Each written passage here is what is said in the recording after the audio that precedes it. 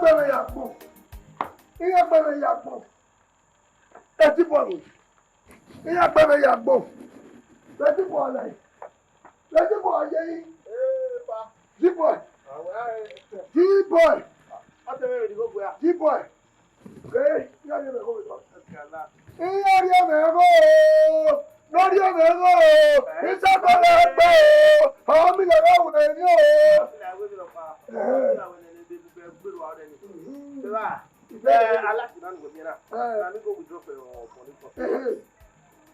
Wọ́n wé tí ẹ̀ bá ẹ̀ fẹ́ sọ́kì jọ́nù. Náà pariwo dé àwọn ọ̀bí làwọn ẹni. Ẹ̀ mẹ́rin ẹ̀ náà láti tó kú ẹ̀ ló dẹ̀mẹ̀ wúzọ́ àdúgbò náà. Àwọn sì yẹn náà bí àkókò. Jíbọ̀ ó yàrá yẹn náà mọ́. Wọ́n ká di mẹ́gò, ètò láti mẹ́rin yẹn rú lọ́jà pé mẹ́. Wúná yà gbé sẹ́yìn bá wẹ́ ìmì àmọ́tò rìtọ́nì ìgò nínú wẹ̀ ìmọ̀ nítorí ẹnu ẹ̀. So mẹ́tì rìtọ́nì ìgò nínú wẹ̀ mẹ́rin ayíwó wú. Jíbọ̀. Bàbá. Jíbọ̀. Bàbá. Ọba ni mi bọ́. Wọ́n jẹ́ jọ̀jọ̀ wà ló bọ̀. Àná ọ̀dà àṣẹ́yìn mọ́ ìfọ́ mi. Mo bí ẹ̀rọ ọmọ mi ní mọ́lì kí àgbẹ̀ wú fẹ́tù.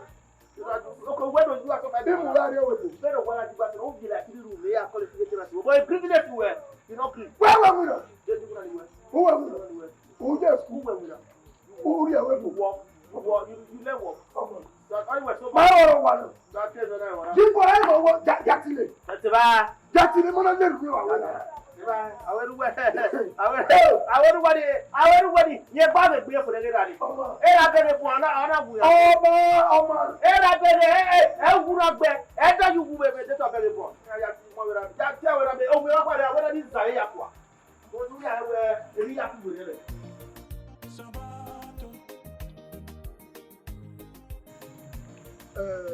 Jíbọ̀ èlò sì ló wá náà lóde. Ìmáwé ẹgbẹ́ nìyí tù. Mẹ́ta wọ́n ní mẹ́gẹ́ 9 o'clock ni. Mẹ́rú ẹ̀ tẹlifíṣàn ọmọrú. Ìlú ọmọrú. Yìí náà wẹ́ wà ó dọ̀kún mẹ́ bọ̀ àlẹ́ tíṣàn ọ̀kan. Lógún mẹ́ mú ẹdí ẹ. Mẹ́ẹ̀tì yọ. Oyo. Àwa. Ẹ gáàsì wẹ́kẹ́ gbogbo mu adé àwọn pápá yà wẹ̀ dọ̀rọ̀ ọ̀rẹ́ wẹ́ òfúkẹ́rẹ́ ká rẹ̀ yẹ́ dọ̀ wúwo bẹ̀rẹ̀ yẹ́ máa wúwo bẹ̀ wá ti sálọ̀ rẹ̀ ọ̀tìlú mẹ́rin fẹ́ràn tó bọ̀ wẹ́ bẹ̀rẹ̀. Na wa he wa dole teli waji mu ge le sala ru we sabato obi e ya be obi e gipo we mo teli we gan e sabato obi e gipo ni me television me di bana mi ewu nu wa yari ya gbe ilu e o seka o wa ru amule le jibo o seka wa ru amule le me e sabato obi e ni me mu e ere do ni ya da me ni si ilu pamaro Jana ni aje so di anyu ya ki wa ya pe ro bi re di e ke ni la ri e nyama ye ri ye ya di jo e ke no na ri e bi nyama ye ya di jo o mo na woni me we gbe television no ko a ni mu ge sabato ge ni ba bola ye gbe ba gbo bo bi re di ni tali na bu e we shop ya wa mi na o ya we he mu na bi ale ba ni gbera gbo so me ta we o wa o se kari ya bo mo ale nu bi ni o ni mo ale nu bi ni ugbe ro gba na ma wo gba ga ele we ge ni ja gbebe ge television be forget that thing ti ayi wa ru ge keke wa e fo mo maria bebe na se gbe na mo television ni nu bi ni na ya gbe ki am yo bo la ya de su ya we wo tare ni ya de su ya o wa se gbe na o wi se gbe do mo television ni o ela me la ta lo gbe that is for your telling ile lo ge ni za Igwa ka oforo yuri gbari police àwọn ọmọ Olympia.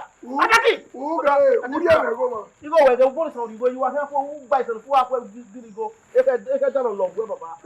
Abe go. Benu mo me television. Gari nu binina. Wa iri esu ya le. O re ba ku e. O ri ri ya ku e. O ri ri ni e. O ri ri se. Esu yo ni ga e. E ba no go women na re wo gbe down. E o wo gbe ri e me go. Ujo gba ka me dia. Where?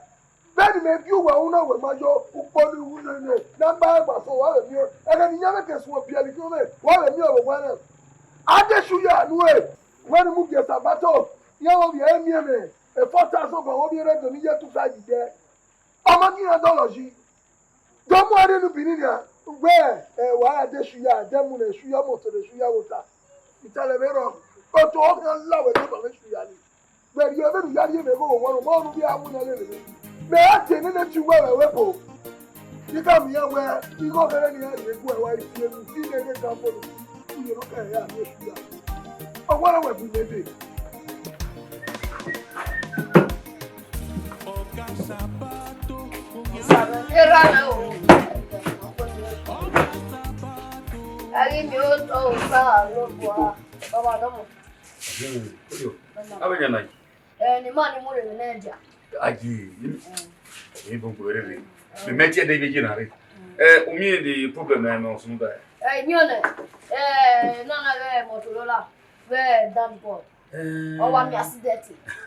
crash. Very severe. Very severe. To pass through the nose. Go pass through. So how was it where bucketed this solution? Me I saw the different way. Yes, about me. La all where we account number and know where the money yo. Wow. The money yo. When we book the let different way one way. Now yo. Kiamana baby. Kiamana baby. Ebio mono hey. Ebio mono. Where we Guinea. What come here marry him? Well, you be any now. You be also 25 in your name. Coco mono so. Oh, when we book very. Oh, you are more for way. The mega una ne ye come una ne the message go for your one no. I said Sabato ne electrician. You know, Edo Agbela. You na need go away. Ne no enu go to ne let you go move in my wife.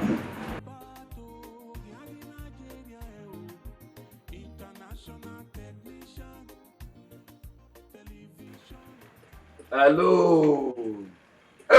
Oh, Benin Movies. Keep back with me, la. I think one woman at time away. Ogun me ko ni ade wo mega 7. Ori me e bo se be wa ti ro mo na we.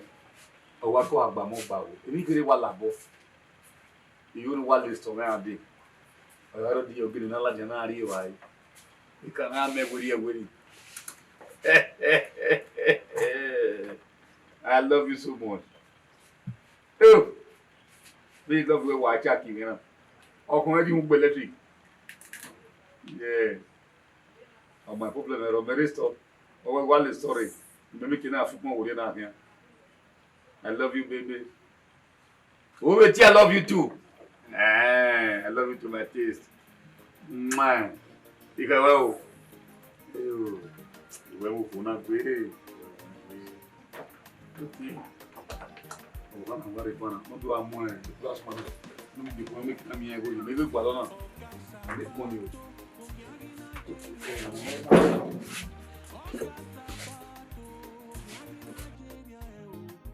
International technician, television, radio magician.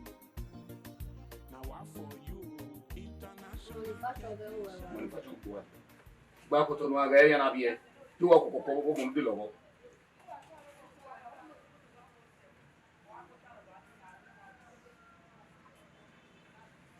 e po ni da ya me Ni ya ho. Obi mi ni na wa di ko na yi na people we to we na we me mo hello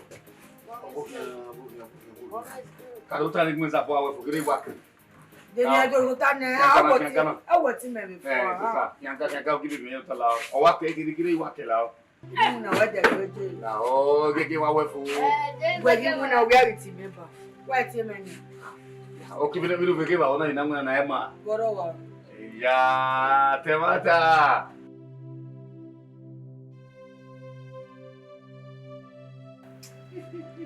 na wa de go no we yo me ria ga we no go na fi o pipi ko na e gba ko to pa na le na ga yi o wa ko no ke no o so mo ne le yu ko no kaya very dull oni me gbe gbi Ọlọ́run yẹn na kina ne ma we pare wa o ka mo na gbe unyi nu nye ma you have a double mala je my love we so Ni mo bo wa we. ah Awo be. o we Owo be me. beg me okun fa we fa that dey me kun abi Iwo owo be me. on se be Owo na mi. o beg me o se ni le lo mo mo pa ne o mo mo pa ni o wa kun wa na le lo ga eso mu ta I love you no ya ti video o ko na ya pon ni wa we e dey go na ti your life gbe fo a go na ti we le gbo ma it's not problem of fiance sa gere ya la o No fo go make na se wa yo mi. agbejo yan fo you e la ti tell your mother Have you no problem? Man, I would just agree. Mama, me have to tell you. Hey, I do it, Bonnie, I come away from it. Yeah, you Oh, well, yeah, Padu come. I can, my love you, my love you. Mark, when come when you go over. Oh, no, we are doing I have to do here. What are you doing? I had to watch nobody will do that. Mamudia can buy Momo again at you now. Again, it and I do it.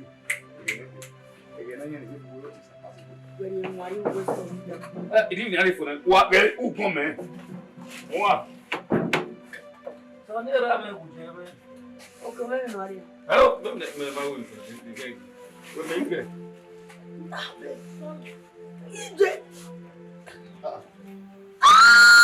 No, I can get wet. Oh, I'm going to Matizzi. I romantic of move away. A romantic song I put away. I don't want to be a gentle for 7 years. Then no matter how you said no, do not need me. Many maximum, we need to be up for the max.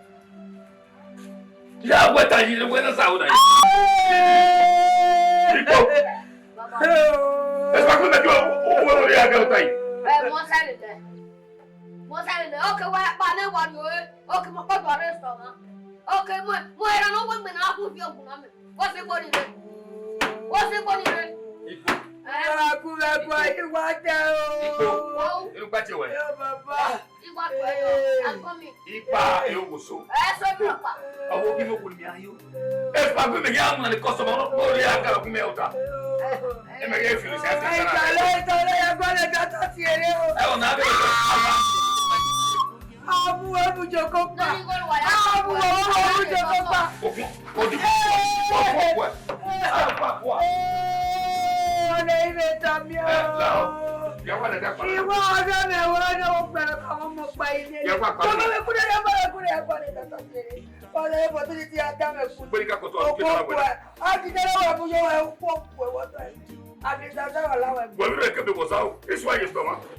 This way, I'm going to you. Eh, oh, what are you?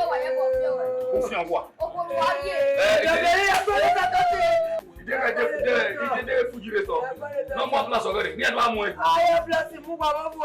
I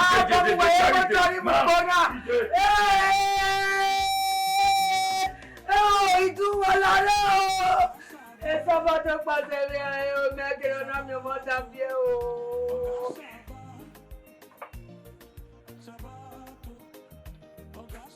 I don't know. Yes, sir. I just told you. And what do you want? I want to make a cow.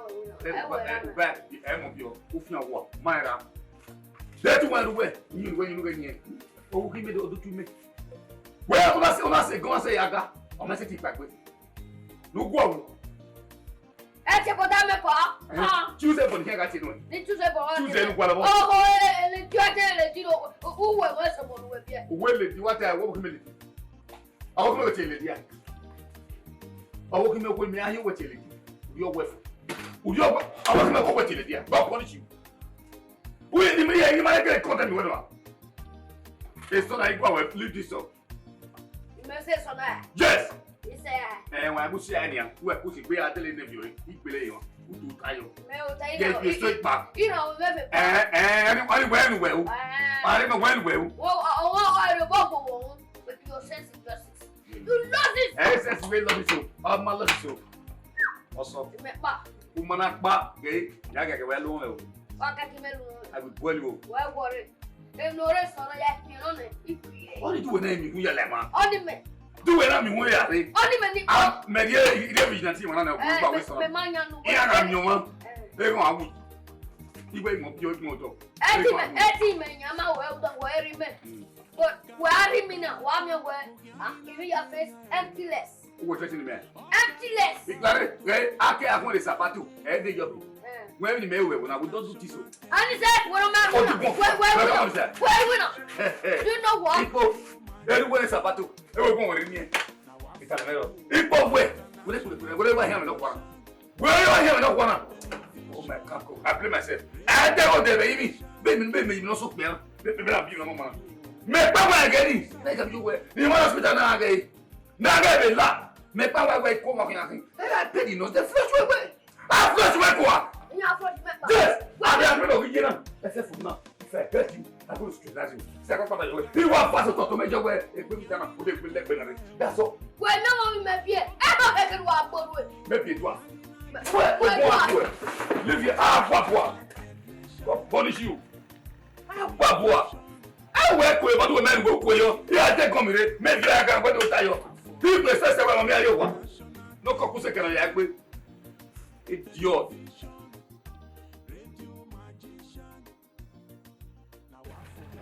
That is it. Now, it one year, Nada. Igba agbe so mo mai igba vai na la ho e mo you no afian e mo de gbin na de gbe sunu la ho Elu ya ti. Elu di me da ya ku we. Owo wo ma, o poge ba bo je. o you be say you be hide dem here. Okay, ni se gbe no ka do room a o. E o gi ite sun yen so bu ye ne yen gi do wo na gani. Yo sa lo pe de me mi ba gbon. O o ka wo na de so da yo ma ga. Una ade na de gbe ne. E super glue to your magadero. I mean, the doctor Tama Moromeko. It doesn't work by hospital, what pressure over the summer. I went to Kalubaka with the summer. Ya went to Amuka on the summer. Doctor, what you know where you are. But also, I should but we were Kaliki go and your picture is Waglovia. Oh, every May you only met or where I said to him, go to another. You know, Regina, very relationship, you know. He married Gualo. Oh, wow, no, wow. Now, Agualo, Metis in Mammy way. Now, Messet is in Mammy away. Now, help me, maybe didn't need the motor in a bouye. Uri motor and no bujo, Uri motor and no bueran or road water or Macami with the Gualo. They don't do what I'm about, but I don't do what. Man. Oh, wait, Tona. Ah. Tona, maybe I'm here. If we go out the permit, buddy. Agualo. Then I won't die. Oh, what's with you? Do I walk over me? Oh, I keep talking of what? Oh, go on, lower queer. I want to be more down. I want with Bobby Kita, oh, go on, lower queer. Even more lower queer. I've been out boy. I'll tell you about Torico. You walk from out where. What you mean, what you want? What would be your money? They look at me, money with no money, no. Who I can't bring it. Even more lower. They don't know what we do. I'm not going to know that you made me as me. Who were them man? When I see you no ballo. Eddie, who were there now? When I hear you, super glue your gunny. Other than Lama Carabu. Oh, when you are here, we're now why. Yet you will be up. I grew Nosayaba. I don't know what we. I can't do it now. Why? Because to Zua, who made any mini Yabalo, I never allow it. That's because that person. Oh, everyone, my wife, woman. I want to bed with your daddy. That's what tonight. My baby, and allow it. Italemero. Ecco. Ha tenuto Rene nell'aula e qui va boh. Wow, boh. E non aveva più nave aveva pochi. E abbiamo qua. E l'ovvio bu qua bu. O qua me ne bu. E qua me ne bikin ai. Oui pa. Ojo bukin. Ya wa ma. Elo da o mai we. Elo da wa ke yo pa. Iwe fo de fiso pa ike fiso e mama. Yo no here dey fiso le wa yo. Okay. Elo da wa ni re no. O ga kwa ni amu pa we na wa ri na wa igi so bo fa we na. Ye me. O ga no wo pe ko we ado. Mi wa be na Nigeria. Wa be na wa Nigeria. Kujo. Oh my brother. Easy. Ni wa pe no ma. Ni pe mo ko pe pa lo ma. My brother, we wa pa na da boy go electrician o yan wa ya wa mi. Wa fi gwa lo kineti ade. Electrician. Ni ka wa ni o. Mo ni me ni. Electrician me kini ya. Go electrician. Ija de no anwo kon de ju wa surface wa o. Mo ni me ni. O wa gbe. Emi a oni. O ni me ka ya si wo gbin mi. Despa wa gmo sa gmo ti me gbera bo no won mu na ni re ye ge re o. E ku mu na kini na me na ge pa do ya. Ayi na ya pa si. We ka be papi me lo kere bi sa. Okay. Sa me lo ni ya. De lo wa no. Ni ya ma we no wa re estimate ni wa ko. Ya ne pa joji kai. Me me on kwese bolo muna kwese. Me wa fi ama fi me le. Me ase ka se we. Ika gbele o di ko ni gbele ni gani. We na me mo gbe. Wa ya o. O bi. Yo. Me na fe gwa le teacher ni. Me gwa le no we pa na. Pa joji kai. Awa kene. Actually, I beg if anybody come to say in the corner make or you give them my number, they come in. And they corner now. I want to follow this man, carry search. I say how well. Now go la dia.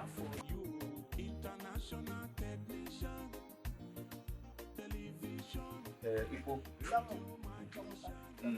Mo wati we. Ngune so bo. Ngune so bo. Idowu yi ngunani. Mo pa ba Chester yi. Wọ́n we ki ale me nguna kere ade. We me le me nguna tie no na conduit. Okay, conduit. Surface we na kale me. This is conduit work. Na le patches. And go back. Owa Patches. Ah lo e na. So we have you ba mo gbe. E si mo da we mo pa we me egbe ho egun se du agba hian na do adukun wa. Agba waje wo gbe. Baba. Ya wa le wejo. So papa no. You gonna pay na work ma. Wa pay me. Ija. O we amu me wo. E obi megwe ki. O asiko kwa. O asike bai. Mo re ya dike gbo pon mi le. Gbe se gbo gun na no mi gbo ma. Ya. Iwe work ma wa gba. Uri go me ai mo ma wo yo. Wa ya we fi oni me ototo mi re fi si o si yo. Uri ya yo me collect e du won ri we. Wo ma ba so dukun. Wo ma mi no ri enu wo to o so dukun. E pa gbage atemata. Gbagbe mu na ne e de ago no office fun ale do na. Yan ri pade fan na de gbe an we bedi. Oni na va hun. We gwa we. We gbe mu na ne o le fan we fi si fa hun. Me me ni go me lo yo a. Ori abun gbe be ko Ori abun gbe ko Igo ma we ari e bai. We support me baba ya we no re fo. Na pa ni se me ma ja o ye fe we. O ki me gwa lo. Ma ja o ye fi me. Ma ja o ye fe we. Awon no ri ona buku ma hia. Ona. Passengers. This is a new model. Passengers. We fi wa yo no we ya be duplex me wa. Ibe o me be duplex ya hia. Fi wa yo no ya bonda we ma tie be nia. Ama mi aja yo do e fe ni be wa re beru ti wa lo ni e o. Ma e no ka ajo. Ha? O fi wa baba, o fi o yi go gbe. Ade pe ya bo me bo bi go. Be ya wa sun. O gbe re mo gbe. We de ko bo on yo we. I was 18. Me gbe when we corporate radio e dun an meta. Oh, we are you. I don't want the Ya we dey busy be bread no Joshua on e ko fun we. Ah, yo bo kan won no kiri tank e fun. Tank we have one problem. So we go me ba. Ya me ro ma do mo. E mo ka. Awa ni me tell you. Iki me sanu ba we se o. You know ask on.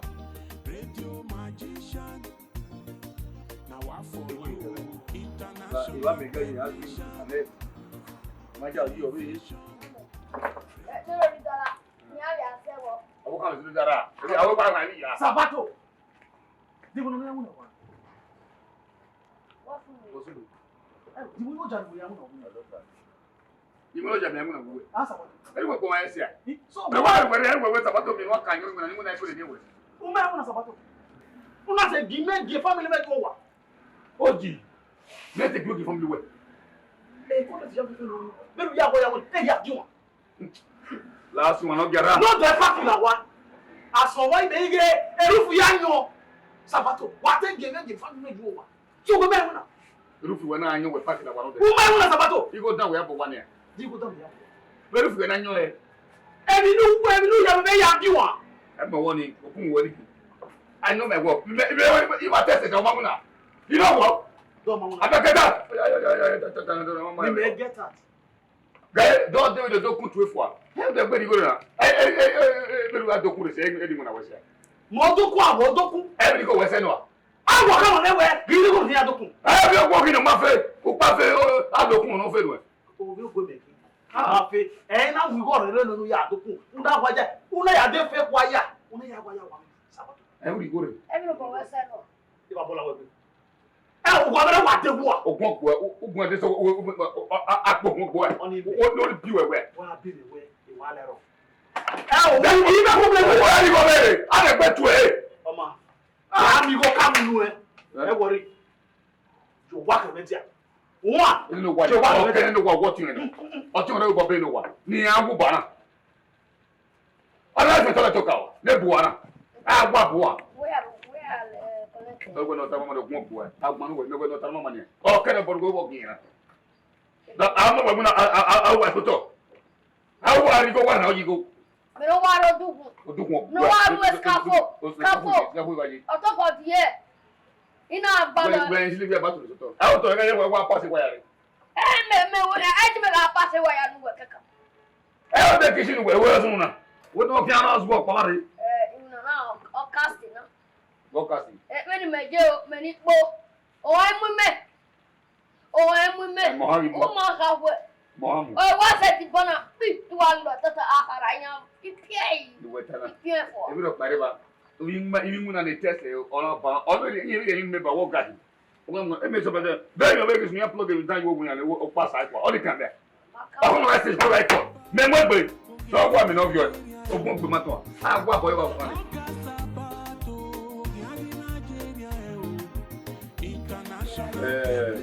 Soon. We are quite a man research soon. You make it on your marriage. Because I'm not an apprentice or go. The message is if we go on ring or my way, I don't be away. Where the near him. Like, they are because I'm not on you. Wow, 1 minute away. Hey, Depa. What leg with that? Can't remove. Let's go again. Officer. Okay, sit there, sir. Okay, now I'll show my name. Long time. It's all right. You are allowed. Mr. Man, stand up. You're under arrest. Yes, sir. Stand up. No time. Why not take on him? Why not take on him? Who do you want? Wait now, wait. Boy Sabato, you know me. I remember what Arrest him. Why not take on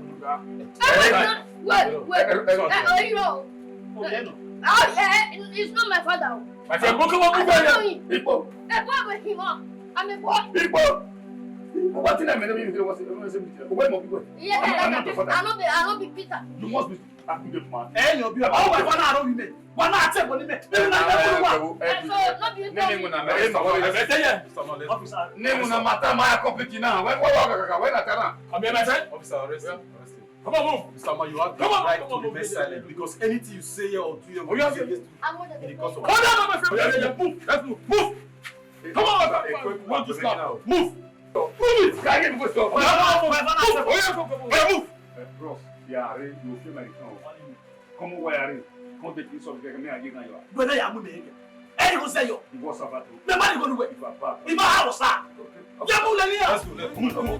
Anyhow. International technician, television, radio magician. It's a Larry, you know what you want where I was. I don't want to be no. A noise of the life where I want to be no. I know in whatever Njoku, ọ̀hún àdé ló dúbí ọ̀rọ̀ yìí. Ẹni ọ̀gọ̀ ní ìyẹn, congratulations lọ́wọ́ ní ẹ̀la lọ. Èmi ò wọ̀ ẹnu tó kó pàánù àtẹnu ìdú àárọ̀ ọ̀yẹ̀ pé ìwà wà lọ́wọ́ gbáwùkì náà. Adọ́lọ̀ wáyé, adọ́lọ̀ wáyé, adọ́lọ̀ yá yìí. Kékeré ọgbọ́lọ̀ wá rí. Ní ìdajì náà, ọmọ náà máa ń bọ̀ wá, iṣẹ́ ẹ̀dọ̀ ìyàfẹ́ ọ̀gbọ́ ẹ̀, iṣẹ́ ẹ̀tẹ̀ láti ìyàfẹ́ ọ̀gbọ́ ẹ̀. Àgbẹ̀ ìbò wà ní iṣẹ́ ẹ̀dọ̀ ìyà ni ọ̀dọ̀ láyọ̀ rẹ̀ pọ̀ rè. Mo láyọ̀ wẹ̀ mọ̀ sá. Ó wẹ̀ 4 months. Àwọn àwẹ̀ Jésù wà ní gan, ọmọ ìlànà pé tí ságun níbo wẹ̀ ẹ̀gùn yàrá ẹ̀ sá. Òkì náà rẹ̀ ìtẹ̀ gbà, ọ̀hún náà tẹ̀lé àṣàkódà. Òkì náà máa ń gbà nìyà. Òkì náà gbà, èbá ní wúwẹ̀ náà expire. Àpòun sáwọn ewé tí àṣàkódà. Ó àṣàkódà. Wà ní àtọ́bọ̀ ní èkúté òṣìṣẹ́ náà. 3 months ó wà gbà. Ẹgbẹ́ ló tẹ̀tẹ̀ ní ìmú rẹ̀ wà ní ọtí mmadụ rẹ̀. Sọ̀kú pàánù ní ẹ̀nà dọ̀lọ̀ wáyé náà ọ̀gbà náà àbí àbúrò ọ̀rọ̀ yà fẹ́ àbí ẹ̀nà tẹ̀ chájì jọ. Landlord, nínú dábẹ̀rẹ̀ bọ̀. Ipò adarí bí ọ̀gbìn méjì ọdún dúgbì ọ̀rẹ́ ìyá dọ̀lọ̀ wáyé ìdáre ẹgbọ́n wà ní à. Salopa, iye mi náà lọ́gọ́ mi ẹ̀kẹ́ mọ̀ wíkẹ́ mi wá náà. Ìjàlẹ̀ rẹ̀ rọ̀ mi ìnọ̀rẹ́ bá ìwé ni wà lọ́dún wa ìgbà òkè náà rà ìgbà wáyé yìí àìsàn àdọ̀lọ̀ wáyé ọ̀jẹ̀ sùn kí ló dé. Ala tume mana mie kwa ni meke ni rie. Ipa o meke ni rie o. Meke ni rie o. Upa Agbe na. Ya to ya fi ya da. Na ya mi eri ono ime, ma ya tell we bo. Iye bebo. Bena me ba we boy. Bena di ipa. Iwa kwa ma we me pe ni ye. Bena me kwa mi. Ye di me kai. Ina me no we asun agwa with sweet mouth. Ina we re mu e. When ya me yo me to se. Wa so wa agwa de. Ipa nene police nu wo ya re de ni na ba we bo no. Ma e wa akoko jo ru da ma pe wa na egwe.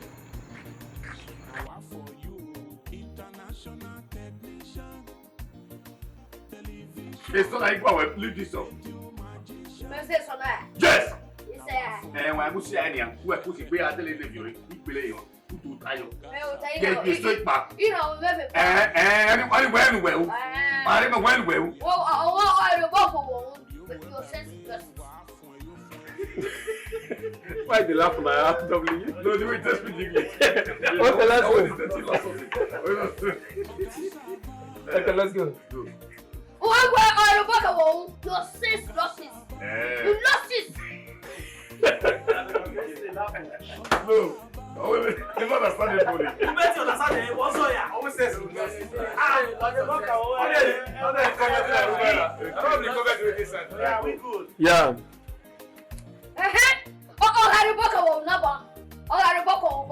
Your sense you lost it. You lost it. SS we love you. My love you. Also, Umana ba, gay, Yaga, well, no. I will tell you. Well, worry. If no rest on it, What did you name you, Lemon? only Rabbit quality, but because of we are reduced to 6 months. Okay, well, I see. But only 6 months in me. Oh, you make bologbe. Ni me ti wa mo ready. Sorry. Yana, pick up action. Always 6 months in me. Bologbe. Yana, I'm on record. Sorry, let's go. Always 6 One months. more thing. Bros, always 6 months in me. Bologbe. Really? But then 1 month here, me dey won bo. What make it 2 months? Ramos said that what make me 2 months. Baba, you go wrong. You go wrong. Ni ma be lalo di na me misunderstand. Oh no! I'm not going to say we're not going to go. You know what? You have me within 1 month. Are you serious? You can be ramen where me or more one where you are very special. Tell mo ko po mo do en jo po House. What? You don't laugh for master. Sorry, I just Tell her for master. Let's go. G-boy, your boy na ore ko mo. You are a tenant to order. The woman are what you are. Who will tell you one of Jacob and who special person? Maybe what you need a special person or you have a name. Oh, I said, tell me why are you here? Go and That is what you're telling. Let me tell you what you want. You.